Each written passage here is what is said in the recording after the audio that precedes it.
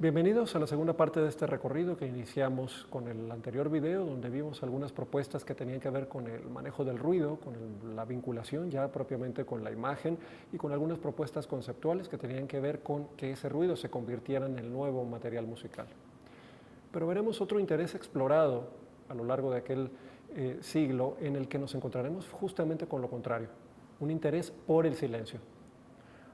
Podemos hablar aquí del músico John Cage, que vivió entre 1912 y 1992. Sus planteamientos proponen una ruptura muy específica a la manera en que el papel de la música se estaba consumiendo, o incluso en que las obras de ciertos compositores de música contemporánea estaban siendo comprendidas en su momento.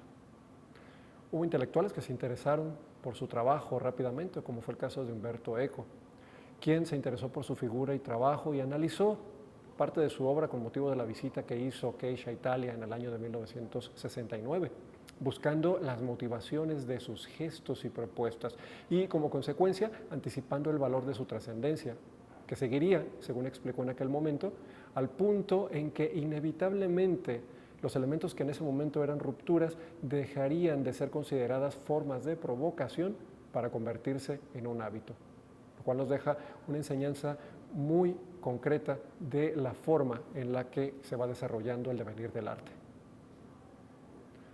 Caso concreto, su obra 433, presentada en 1952, ha dado origen a un sinnúmero de interpretaciones. Estos 4 minutos y 33 segundos en los que se pide que el pianista simplemente se siente frente al piano, utilizan el valor de la duración como el valor fundamental de la música, al cual no se puede renunciar. La duración sería evidentemente el único límite en el que se tendría que pensar para entender que una obra musical existe.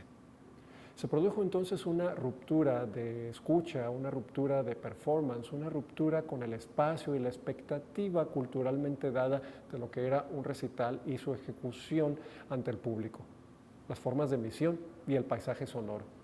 Un ejercicio racional que sorprendió en su momento, que nos puede seguir sorprendiendo, pero que ahora, sobre todo si tenemos en cuenta lo que vimos en el video anterior, podemos entender de una manera mucho más clara. No obstante, en 1952, Cage presentó un trabajo llamado Williams Mix, un remix collage, que utilizaba un sistema de audio multicanal.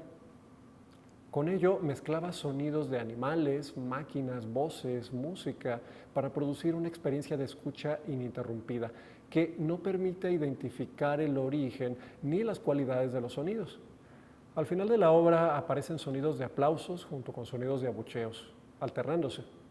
Una especie de crítica a la crítica, una forma de manipular las funciones con las que culturalmente respondemos al hecho musical.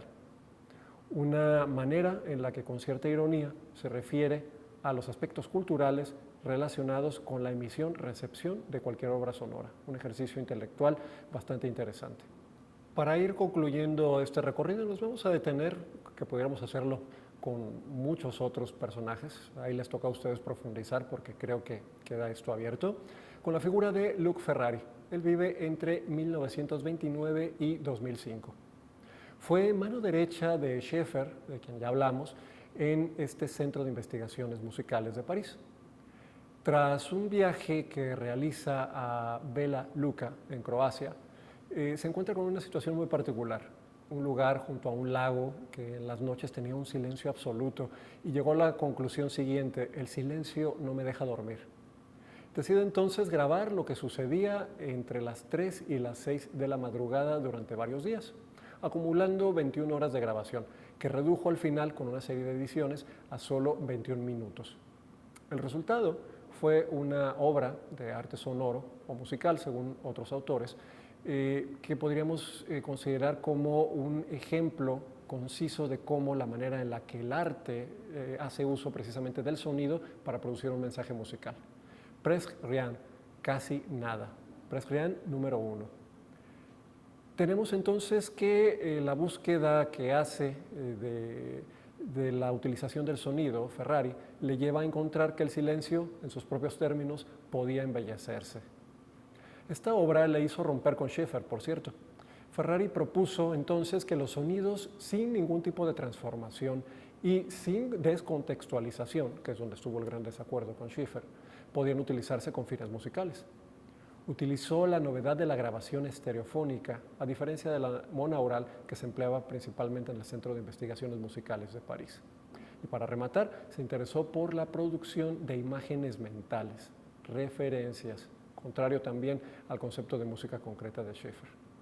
Le interesaban las emociones de quienes escuchasen las obras. Esto es, se opone a la escucha reducida de Schiffer del sonido por el sonido.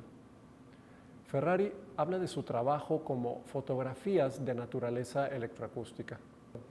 Prescrian fue la primera obra con paisajes sonoros que obedecían a una compleja orquestación, así llamada por Ferrari, orquestación de los elementos sonoros, de las grabaciones, así como el uso de repeticiones, estructuras rítmicas e incluso tonales con las que buscaba darle una organización de tipo musical.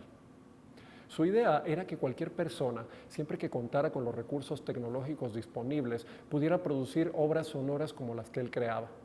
Una preocupación por el uso de la creación sonora como potencial recurso para promover ideas revolucionarias, antielitistas y en pro de la desprofesionalización del arte, elementos que ya hemos visto que son utilizados por otras vanguardias. Entendía por los sonidos producidos por la revelación social como eventos sonoros y no como meros objetos para ser analizados.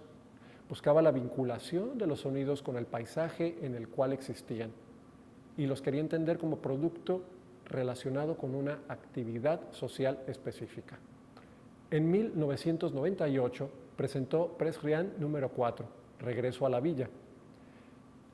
Esta obra está marcada por su regreso al mismo lugar donde concibió la obra número 1 y se interesó sobre todo por las transformaciones que existían en el entorno en relación a los sonidos que estaban presentes. Hace, por lo tanto, allí una mezcla de particularidades dramáticas e incluso inquietantes. Propone, ya varios años después, con esta obra, el uso del estudio como un instrumento musical, al mismo tiempo que cada uno de sus elementos, pasando por la mesa de mezclas o las cintas de grabación. Aunque ha sido breve la forma en la que nos hemos detenido en cada uno de los casos, nos encontramos con que podemos ver que tenemos una exploración o hemos hecho una exploración ajena a un determinismo teórico o técnico. ¿Qué quiere decir esto? No estamos explicando los fenómenos musicales en los que nos hemos detenido por la manera en la que pudieran tener una vinculación con preferencias, por autoría, por responsabilidades concretas de alguien a nivel filosófico, o conceptual o artístico, sino que las vemos como parte de un entorno, de lo que se busca que diga el arte y los cambios que sobre todo ha tenido el contexto del cual innegablemente debe de nutrirse cualquier manifestación artística. Terminamos aquí este recorrido y como siempre los invito a que además de las cosas que les han resultado de interés hagan una anotación de las dudas para que en la sesión presencial podamos debatirlas o hacer una especie de debate interactivo. Muchas gracias.